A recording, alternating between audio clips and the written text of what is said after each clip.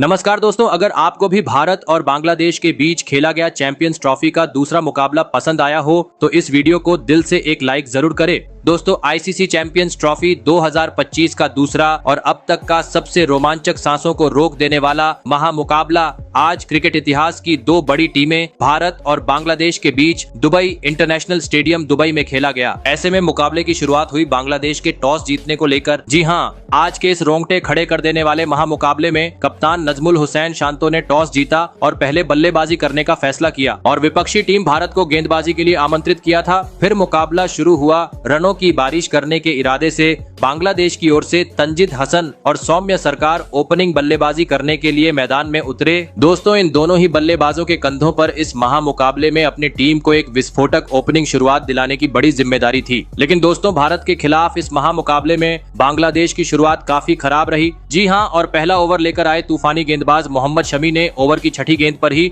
सौम्या सरकार को wicket keeper KL Rahul के हाथों कैच आउट करवाते हुए बांग्लादेश को पहला झटका दे दिया। आपको बता दे, सौम्या सरकार आज अपना खाता भी नहीं खोल सके। फिर 3 नंबर पर बल्लेबाजी करने मैदान में उतरे बांग्लादेशी कप्तान नजमुल हुसैन शांतो। लेकिन दोस्तों, भारत की तेज तर्रार गेंदबाजी के सामने वह जैसे आए वैसे ही अगले ओवर की चौथी गेंद पर विराट कोहली को एक आसान सा कैच थमाकर अपना विकेट गवा बैठे। आपको बता दें, हर्षित राणा ने नजमुल हुसैन शांतो को बिना खाता खोले पवेलियन का रास्ता दिखाया। ऐसे में दोस्तों, 3 ओवर के भीतर ही 2 बड़े बल्लेबाज पवेलियन लौट जाने के बाद अब बांग्लादेश की ओर से मैदान में उतरे मेहदी हसन। फिर यहां से मेहंदी हसन और तंजिद हसन के बीच कुछ देर तक तो बेहतरीन साझेदारी देखने को मिली, लेकिन मैच के 7वें ओवर में एक बार फिर मोहम्मद शमी ने अपना जादू बिखेर दिया। जी हां, और ओवर की दूसरी गेंद पर मेहंदी हसन को स्लिप में खड़े खिलाड़ी शुभमन गिल के हाथों कैच आउट करवाते हुए बांग्लादेशी टीम को तीसरा झटका दे दिया। आपको बता दें, मेहंदी हसन मात्र 5 रन बनाकर आउट हुए। दोस्तों, टीम इंडिया की घातक गेंदबाजी आज पावर प्ले में मैदान में देखने को मिल रही थी, लेकिन असली मजा मैच के 9वें ओवर में देखने को मिला, जहां पर गेंदबाजी करने आए अक्षर पटेल ने एक ही ओवर में बांग्लादेशी टीम को दोहरा झटका दे दिया। जी हां,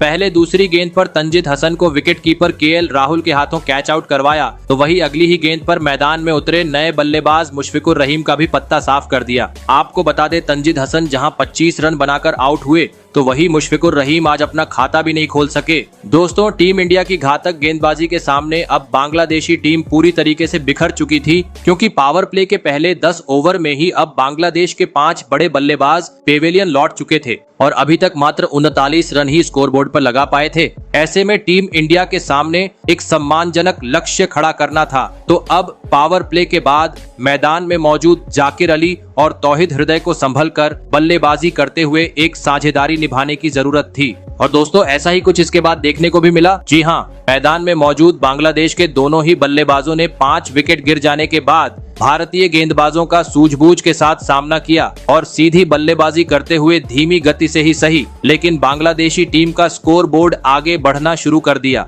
और कुछ ही देर बाद टीम को भी 100 रन के पार पहुंचा दिया। दोस्तों, देखा जाए तो बांग्लादेश की इस जोड़ी ने अब टीम को लगभग पूरी तरीके से संभाल लिया था, क्योंकि अब खराब गेंद पर दोनों ही बल्लेबाजों से समय समय पर तेज तर्रार चौके भी देखने को मिल रहे थे, जिस कारण देखते ही देखते इस जोड़ी ने 7वें विकेट के लिए 50 से अधिक रनों की साझेदारी भी निभा डाली। दोस्तों, इन दोनों ही खिलाड़ियों के आगे बढ़ती हुई साझेदारी देख अब बांग्लादेश के खेमे में भी राहत दिखाई दे रही थी, क्योंकि सेट होने के चलते अब दोनों ही बल्लेबाज पूरे कॉन्फिडेंस के साथ भारतीय गेंदबाजों का सामना कर रहे थे और खराब गेंद को सीमा रेखा के पार भी पहुंचा रहे थे, जिस कारण अब हर ओवर में बांग्लादेशी टीम 7 से 8 रन बटोर रही थी। और दोस्तों, इसी के चलते जल्दी ही मैदान में मौजूद इन दोनों ही बल्लेबाजों ने भारत के खिलाफ इस महामुकाबले में अपना महत्वपूर्ण 50 जड़ दिया। और दोस्तों, जैसे ही 50 पूरा हुआ, दोनों ही बल्लेबाजों ने अपने खेलने का अंदाज ही पलट दिया। जी हां, 50 होते ही दोनों ही बल्लेबाजों ने भारतीय गेंदबाजों के खिलाफ आतंक मचा डाला और दुबई के इस खूबसूरत मैदान पर कभी चौका तो कभी छक्का जड़ते हुए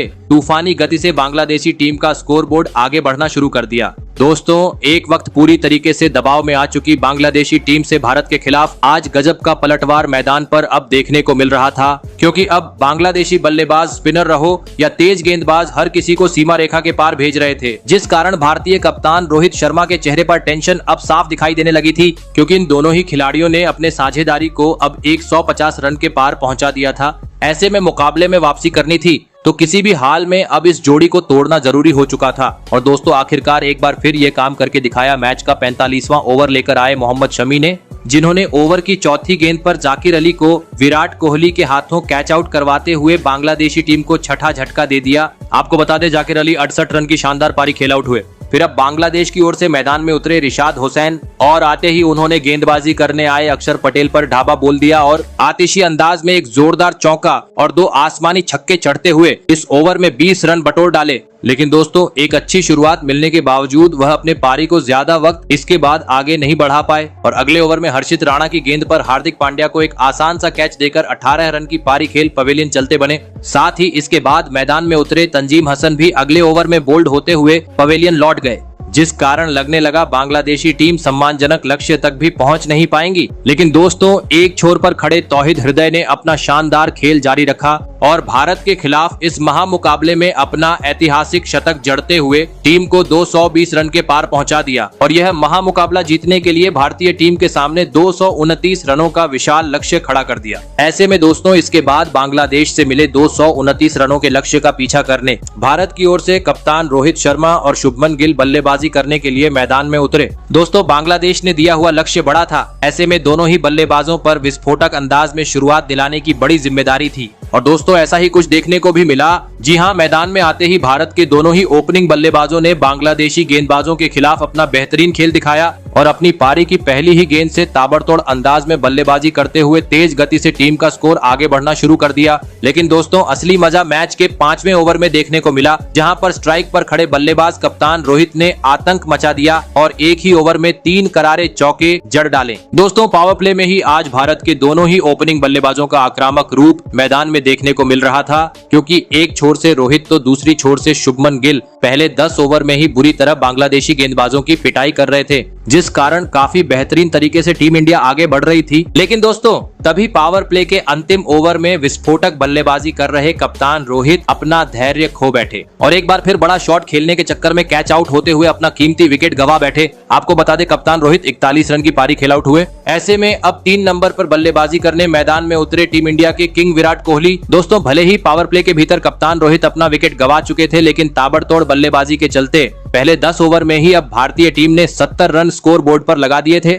लेकिन अब जरूरी था पावर प्ले के बाद भी मैदान में मौजूद नए बल्लेबाज किंग विराट कोहली दूसरी छोर पर खड़े शुभमन गिल का साथ निभाए और सूझबूझ के साथ बल्लेबाजी करते हुए भारतीय टीम को आगे ले जाए। और दोस्तों ऐसी ही कुछ झलकियां भारतीय बल्लेबाजों से देखने को भी मिली। जी हां, पावर प्ले खत्म होने के बाद किंग विराट कोहली और शुभमन गिल ने भारतीय बल्लेबाजी का दारोमदार संभाला और शानदार खेल दिखाते हुए एक बार फिर भारतीय टीम का स्कोरबोर्ड आगे बढ़ाना शुरू कर दिया और जल्दी ही भारतीय टीम को 100 रन के पार भी पहुंचा दिया। दोस्तों शुभमन गिल और कोहली की जोड़ी काफी बेहतरीन तरीके से आगे बढ़ती जा रही थी, लेकिन तभी मैच का 23वां ओवर लेकर आए रिशाद हुसैन ने इस जोड़ी को तोड़ दिया। जी हां, और ओवर की चौथी गेंद पर विराट कोहली को कैच आउट करवाते हुए भारतीय टीम को दूसरा झटका दे दिया। आपको बता दें विराट कोहली आज मात्र 22 रन ही बना पाए। ऐसे में 2 बड़े बल्लेबाज पवेलियन लौट जाने के बाद अब मैदान में उतरे श्रेयस अय्यर। दोस्तों भले ही टीम इंडिया अपने 2 बड़े बल्लेबाजों को गवा चुकी थी, लेकिन एक छोर पर खड़े ओपनिंग बल्लेबाज शुभमन गिल ने अपना बेहतरीन खेल जारी रखा और बांग्लादेश के खिलाफ अपना धमाकेदार 50 जड़ दिया। लेकिन दोस्तों दूसरी छोर से विकेट गिरने का सिलसिला रुकने का नाम नहीं ले रहा था। जी हां, क्योंकि कुछ ही देर बाद मैदान में उतरे नए बल्लेबाज श्रेयस अय्यर भी खराब शॉट खेलते हुए महज 15 रन बनाकर अब पवेलियन लौट चुके थे। वहीं इसके बाद मैदान में उतरे अक्षर पटेल भी जैसे आए वैसे ही पवेलियन लौट गए, जिस कारण लगने लगा अब मुकाबले में रोमांच बढ़ेगा। लेकिन दोस्तों इसके बाद मैदान में उतरे केएल राहुल ने दूसरी छोर पर खड़े शुभमन गिल का काफी बेहतरीन साथ निभाया और शानदार बल्लेबाजी करते हुए भारतीय टीम को 200 रन के पार पहुंचा दिया। और दोस्तों इसी बीच कुछ देर बाद शुभमन गिल ने बांग्लादेश के खिलाफ अपना ऐतिहासिक शतक जड़ते हुए टीम इंडिया को 6 विकेट से एक धमाकेदार जीत दिला दी। तो दोस्तों शुभमन गिल का ऐतिहासिक शतक पर अपनी राय कमेंट बॉक्स में जरूर दीजिएगा और साथ ही बताएगा कि कैसी लगी आपको हमारी यह वीडियो। धन्यवाद।